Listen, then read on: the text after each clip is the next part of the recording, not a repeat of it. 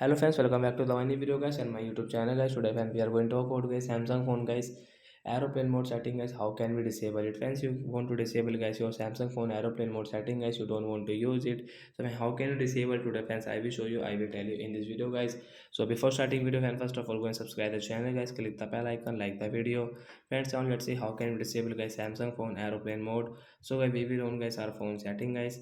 After on phone setting guys, you can see this tab settings. So friends, we will click on guys this phone connection setting guys, tap on connection setting guys, and guys again scroll it friends, you can see your flight mode means guys your aeroplane mode guys, you don't want to use, you want to use guys your phone guys mobile network and guys another network setting. So we will disable from here. After disable guys, you can use guys your all network and connection setting guys without any problem. So like that guys, we can disable guys aeroplane mode in Samsung phone device. So that's it guys, thanks for watching the video guys. I hope friends you understood how to disable aeroplane mode setting in Samsung phone device. So bye guys.